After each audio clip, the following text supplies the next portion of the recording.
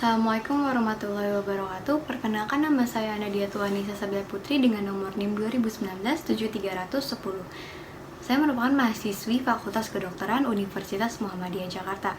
Pada kesempatan kali ini saya akan melakukan clinical skill lab, yaitu terapi inhalasi menggunakan jet nebulizer atau biasa disebut dengan kompresor. Sebelumnya, ada beberapa indikasi yang dapat kita perhatikan sebelum memulai terapi inhalasi ini sendiri.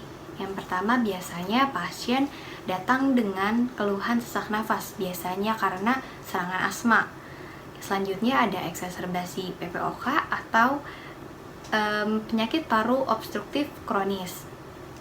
Dan juga ada hiperreaktivitas dari bronkus. Sebelum melakukan terapi inhalasi nebulizer ini sendiri, biasanya dokter akan melakukan anamnesis dan juga informed consent kepada pasien, dimana informed consent ini sendiri itu meliputi alat dan juga bahan yang akan digunakan, tujuan dari terapi inhalasi itu sendiri, dan juga efek sampingnya, dan bagaimana langkah-langkah yang akan dilakukan oleh dokter dalam melakukan terapi inhalasi menggunakan jet nebulizer itu sendiri. Berikut alat dan juga bahan yang akan digunakan dalam terapi nebulizer.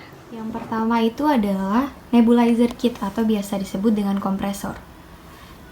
Di nebulizer kit ini sendiri ada selang yang biasa disebut dengan tubing. Selanjutnya terdapat larutan NaCl 0,9%. Yang saya pakai adalah 0,9%. Selanjutnya di sini ada obat-obatan yang akan digunakan. Yang saya pakai itu adalah salbutamol.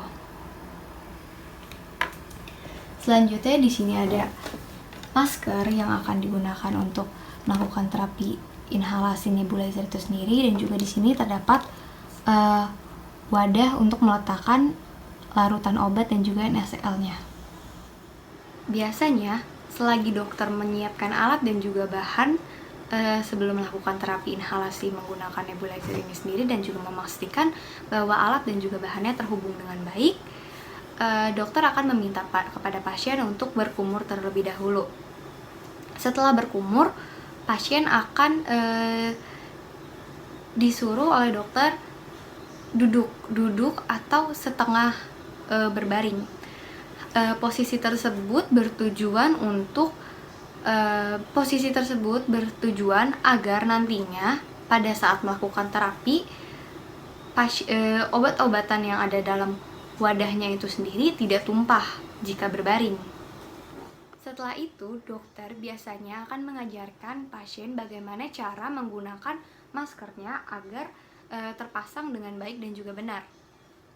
Setelah maskernya terpasang dengan baik dan juga benar, dokter akan menyalakan jet nebulizernya dan mengingatkan pasien bahwa pasien perlu bernafas dengan perlahan-lahan agar uap yang dihasilkan dari obat tersebut dapat dia hirup. Biasanya terapi nebulizer ini sendiri dapat dilakukan selama 10 hingga 15 menit sampai obat yang ada dalam wadah ini dapat habis. Pertama-tama saya akan memasukkan 1 vial dari salbutamol atau setara dengan 2,5 mg ke dalam wadah tempat obatnya.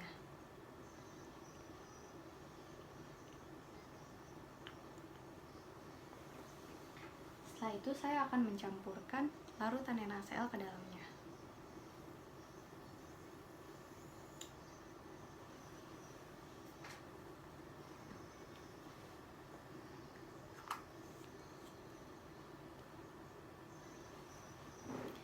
Dan menutup wadahnya seperti ini. Dokter akan memasangkan masker kepada pasien.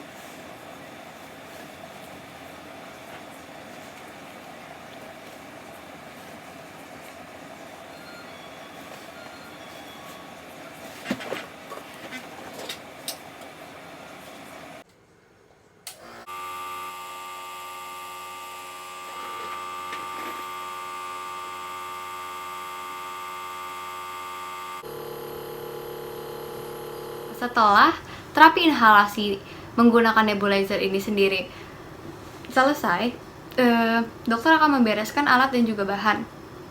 Pada umumnya masker yang digunakan untuk satu pasien itu hanya satu. Jadi biasanya jika ada pergantian pasien, masker juga akan diganti. Selanjutnya, dokter akan bertanya kepada pasien apakah setelah melakukan terapi inhalasi ini sesaknya berkurang dan juga mengalami perbaikan atau tidak. Hanya sekian yang dapat saya sampaikan. Kurang lebihnya mohon maaf. Wassalamualaikum warahmatullahi wabarakatuh.